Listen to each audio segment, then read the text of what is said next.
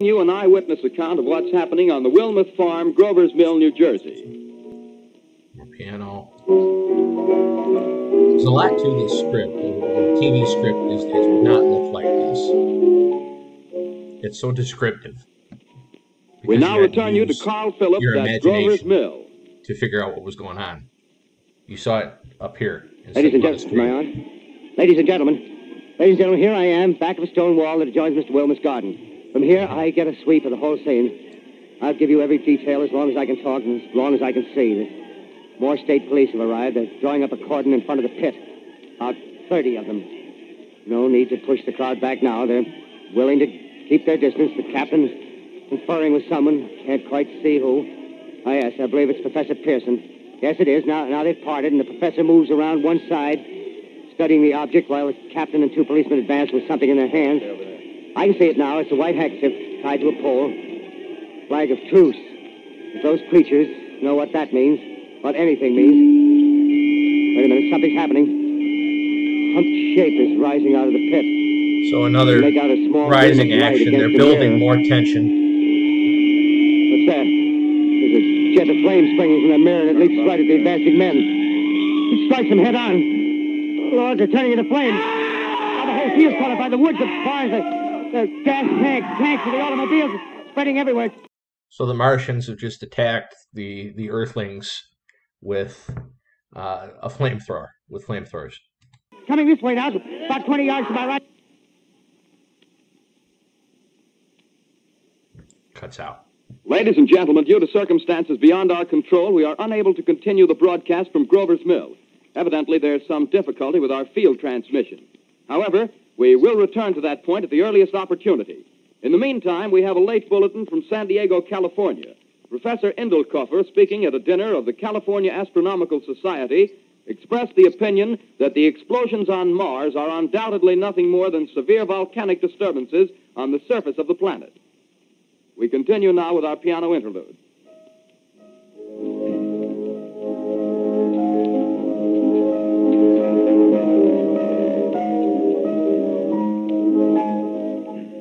Ladies and gentlemen, I've just been handed a message that came in from Grover's Mill by telephone. Just one moment, please. At least 40 people, including 6 state troopers, lie dead in a field east of the village of Grover's Mill, their bodies burned and distorted beyond all possible recognition.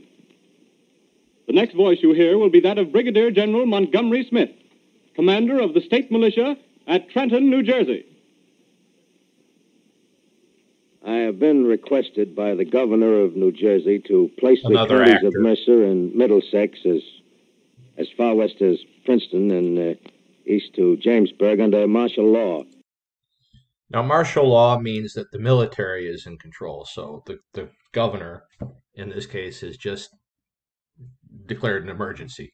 The civilian government can't handle it.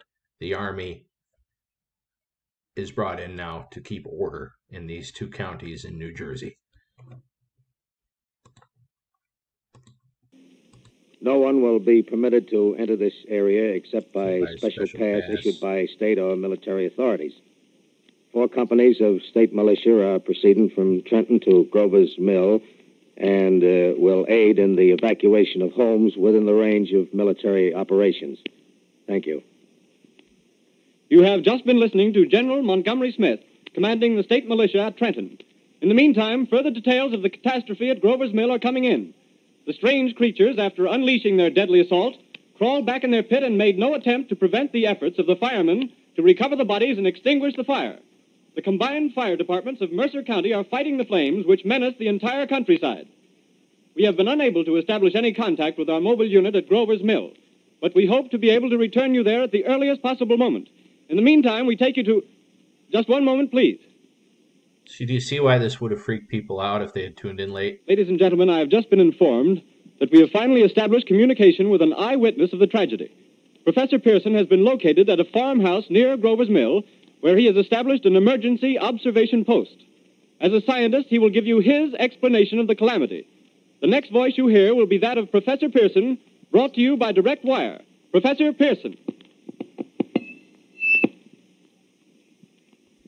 Of the creatures in the rocket cylinder at Grover's Mill, I can give you no authoritative information, either as to their nature, their origin, or their purposes here on Earth.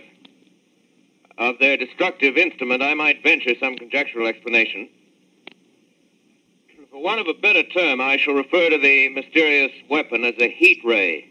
It's all too evident that these creatures have scientific knowledge far in advance of our own. It's my guess that in some way they are able to generate an intense heat in a chamber of practically absolute non-conductivity. This intense heat they project in a parallel beam against any object they choose by means of a polished parabolic mirror of unknown composition, much as the mirror of a lighthouse projects a beam of light. That is my conjecture of the origin of the heat ray. So that's what they're calling the weapon. Thank you, Professor Pearson. Ladies and gentlemen, here is a bulletin from Trenton.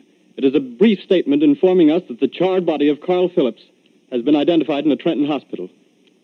Now, here's another bulletin from Washington, D.C. The Office of the Director of the National Red Cross reports 10 units of Red Cross emergency workers have been assigned to the headquarters of the state militia, stationed outside of Grover's Mill, New Jersey. Here's a bulletin from State Police, Princeton Junction. The fires at Grover's Mill and vicinity are now under control. Scouts report all quiet in the pit, and there is no sign of life appearing from the mouth of the cylinder. Now, ladies and gentlemen, we have a special statement from Mr. Harry McDonald, Vice President in charge of operations. We have received a request from the State Militia of Trenton to place at their disposal our entire broadcasting facilities. In view of the gravity of the situation, and believing that radio has a responsibility to serve in the public interest at all times, we are turning over our facilities to the State Militia at Trenton.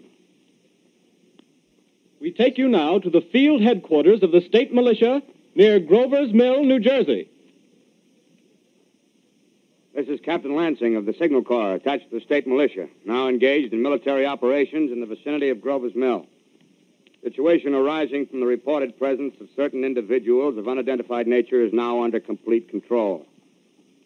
The cylindrical object, which lies in a pit directly below our position, surrounded on all sides by 8 battalions of infantry. That's a lot of men. Without heavy field pieces, but adequately armed with rifles and machine guns. All cause for alarm, if such cause ever existed, is now entirely unjustified. Things, whatever they are, do not even venture to poke their heads above the pit. I can see their hiding place plainly in the glare of the searchlights here. With all their reported resources, these creatures can scarcely stand up against heavy machine gun fire. Anyway, it's an interesting outing for the troops. I can make out their khaki uniforms crossing back and forth in front of the lights. Looks almost like a real war. There appears to be some slight smoke in the woods bordering the Millstone River, probably fire started by campers. Well, we ought to see some action soon. One of the companies is deploying on the left flank. A quick thrust and it'll all be over. Now, wait a minute. I see something on top of the cylinder. No, it's nothing but a shadow. Now the troops are on the edge of the Wilmot Farm. 7,000 armed men closing in on an old metal tube. A tub, rather. Well, wait, that wasn't a shadow. It's something moving. Solid metal, kind of a shield-like affair rising up out of the cylinder. It's going higher and higher. What? It's standing on legs, actually rearing up on a sort of metal framework. Now it's reaching above the trees and the searchlights are on it. Hold on. So is the attack by Captain Lansing's men going to work now that the Martians' tube is on legs and rearing up? I wouldn't think so, but let's see.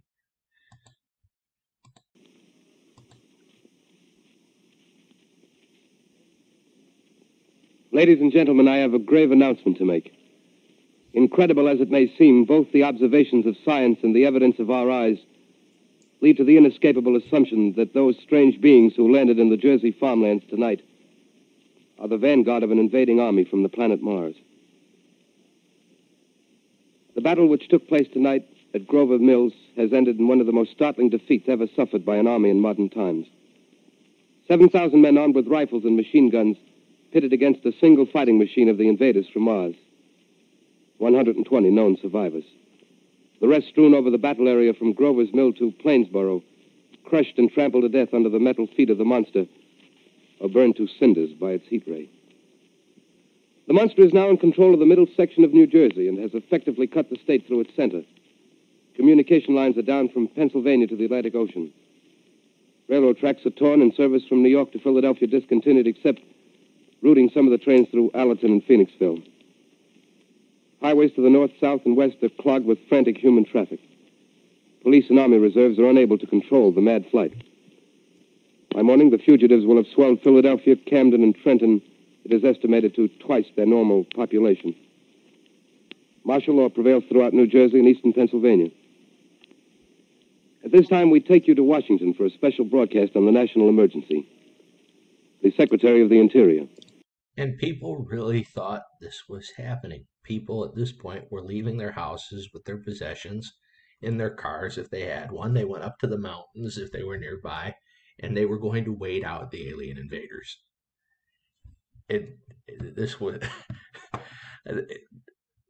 This is such a significant episode in the evolution of communication through any means: radio, later television, news, papers, news broadcasts. We learned a lot from this.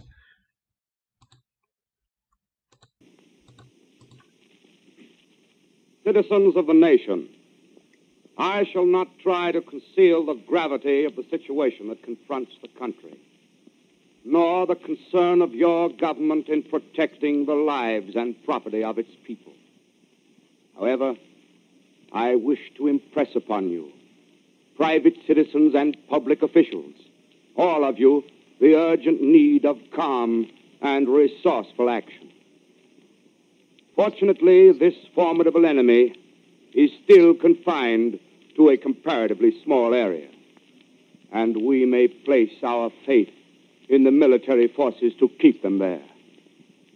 In the meantime, placing our faith in God, we must continue the performance of our duties, each and every one of us, so that we may confront this destructive adversary with a nation united, courageous, and consecrated to the preservation of human supremacy on this earth.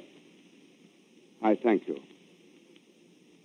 You have just heard the Secretary of the Interior speaking from Washington. Bulletins too numerous to read are piling up in the studio here. We're informed that the central portion of New Jersey is blacked out from radio communication due to the effect of the heat ray upon power lines and electrical equipment. Here's a special bulletin in New York. Cables have been received from English, French, and German scientific bodies offering assistance. Astronomers report continued gas outbursts at regular intervals on the planet Mars. The majority voiced the opinion that the enemy will be reinforced by additional rocket machines. There have been several attempts made to locate Professor Pearson of Princeton, who has observed Martians at close range. It is feared he was lost in the recent battle. Langham Field, Virginia.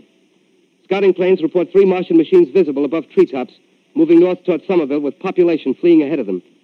The heat ray is not in use, although advancing at express train speed, invaders pick their way carefully. They seem to be making a conscious effort to avoid destruction of cities and countryside. However, they stop to uproot power lines, bridges, and railroad tracks. Their apparent objective is to crush resistance, paralyze communication, and disorganize human society. Here is a bulletin from Basking Ridge, New Jersey. Coon hunters have stumbled on a second cylinder similar to the first, embedded in the great swamp 20 miles south of Morristown. Army field pieces are proceeding before the cylinder can be opened and the fighting machine rigged. They are taking up a position in the foothills of Watchung Mountains. Another bulletin from Langham Field, Virginia. Scouting planes report enemy machines, now 3 in number, increasing speed northward, kicking over houses and trees in their evident haste to form a conjunction with their allies south of Morristown. Machines also sighted by telephone operator east of Middlesex, within 10 miles of Plainfield. Here's a bulletin from Winston-Field, Long Island. A fleet of Army bombers carrying heavy explosive flying north in pursuit of enemy. Scouting planes act as guides. They keep the speeding enemy in sight. Just a moment, please, ladies and gentlemen. We've run special wires to the artillery line and adjacent villages to give you direct reports in the zone of the advancing enemy. First, we take you to the battery of the 22nd Field Artillery. Again, this is something you have to use your imagination to really appreciate. This was the primary means of letting a massive amount of people know what was going on very quickly in 1938. I would probably be panicking if I was living in any of these areas and looking out of my house to see if the aliens were coming. I mean, it was just, I can't impress upon you that enough that people trusted journalists. Radio, as they said in this script, was a source to be used for the public interest. And while Wells did explicitly state at the beginning that this was just a show, this was an hour-long program, gave the setup and all that, like we talked about, it still just frightened a lot of people, a lot of people. It may seem silly to us now, but this is the equivalent of us watching, the little green men from Mars on CNN on our televisions. Right? That's what the radio was to them.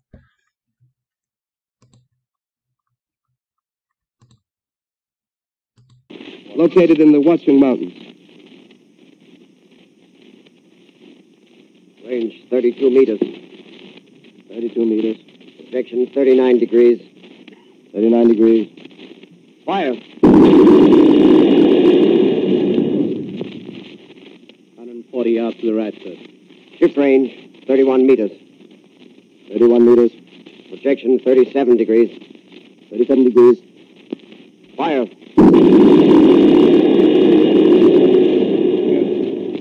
Hit, sir.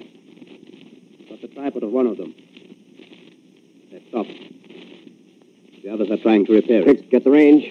Shift 30 meters. 30 meters. Projection 27 degrees. 27 degrees. Fire. Can't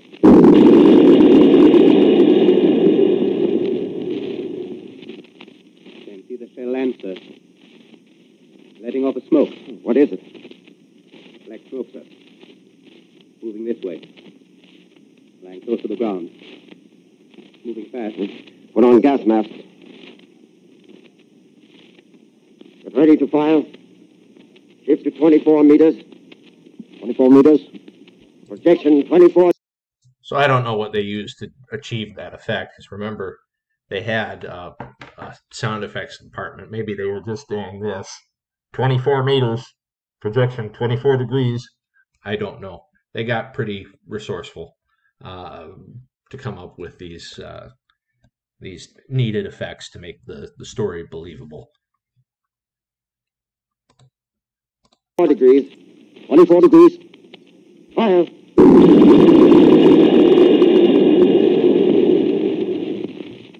There can't see, sir. Smoke's coming nearer. Get the range. 23 meters. 23 meters. 40 meters. Projection 22 degrees. 22 degrees.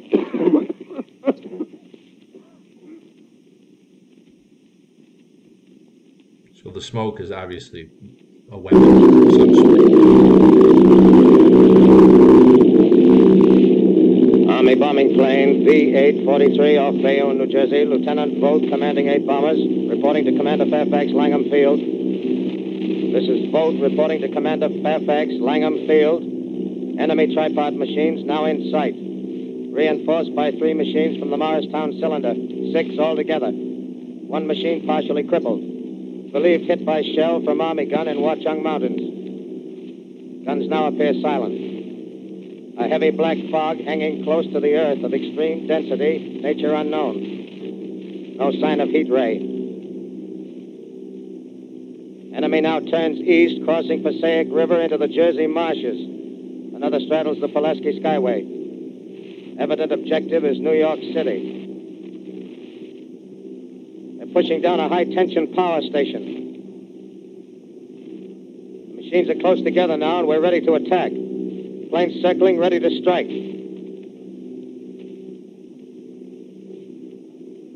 1,000 yards, and we'll be over the first.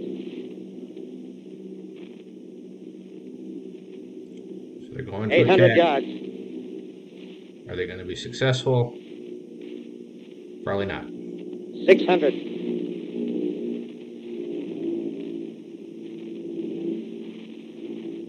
400.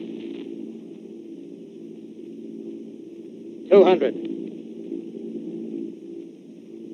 There they go. The giant arm raised. Green flash.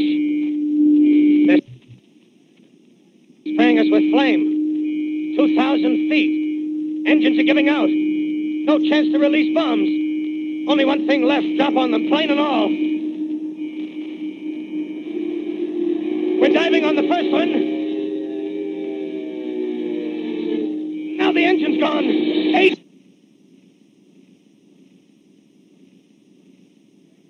This is Bayonne, New Jersey, calling Langham Field. This is Bayonne, New Jersey, calling Langham Field. Come in, please. This is Langham Field. Go ahead. 8 Army bombers in engagement with enemy tripod machines over Jersey Flats. Engines incapacitated by heat ray. All crashed. 1 enemy machine destroyed. Enemy now discharging heavy black smoke in direction of... This is Newark, New Jersey. This is Newark, New Jersey. Warning. Poisonous black smoke pouring in from Jersey marshes. Reach at South Street. Gas masks useless. Urge population to move into open spaces. Automobiles use routes 7, 23, 24. Avoid congested areas. Smoke now spreading over Raymond Boulevard.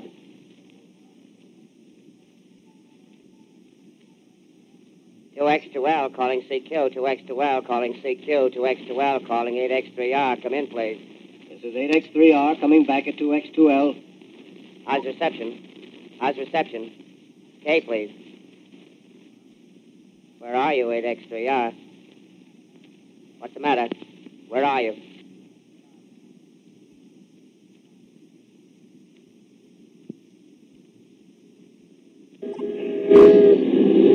I'm speaking from the roof of Broadcasting Building. I'm speaking from the roof of Broadcasting Building, New York City. The bells you hear are ringing to warn the people to evacuate the city as the Martians approach. Estimated in the last 2 hours, 3 million people have moved out along the roads to the north. Hutchison River Parkway is still kept open for motor traffic. Avoid bridges to Long Island, hopelessly jammed. All communication with Jersey Shore closed 10 minutes ago. No more defenses. Our army is wiped out. Artillery, Air Force, everything wiped out. This may be the last broadcast. We'll stay here to the end. People are holding service here below us in the cathedral. Now I look down the harbor, all manner of boats, overloaded with fleeing population pulling out from docks. Streets are all jammed. Noise and crowds like New Year's Eve in city. Wait a minute, the enemy's now in sight above the Palisades. Five great machines. First one is crossing the river. I can see it from here, wading the Hudson like a man wading through a brook. A bulletin is handed me. Martian cylinders are falling all over the country. One outside of Buffalo, one in Chicago, St. Louis. Seem to be timed and spaced. Now the first machine reaches the shore. He stands watching, looking over the city. The steel cowlish head is even with the skyscrapers. He waits for the others. They rise like a line of new towers on the city's west side. Now they're lifting their metal hands. This is the end now. Smoke comes out, black smoke drifting over the city. People in the streets see it now. They're running toward the East River, thousands of them, dropping in like rats. Now the smoke's spreading faster. It's reached Times Square. People are trying to run away from it, but it's no use. They're falling like flies. Now the smoke's crossing 6th Avenue. 5th Avenue. 100 yards away. It's 50 feet.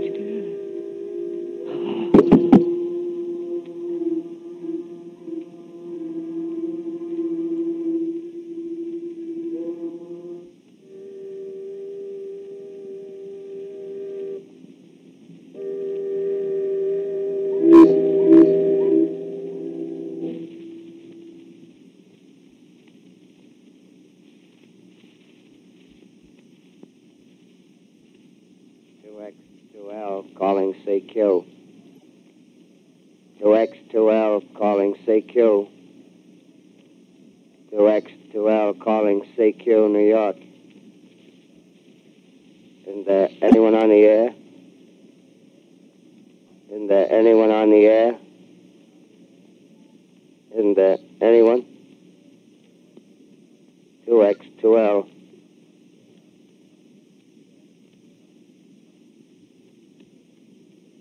You are listening to a CBS presentation of Orson Welles and the Mercury Theater on the Air in an original dramatization of The War of the Worlds by H.G. Wells.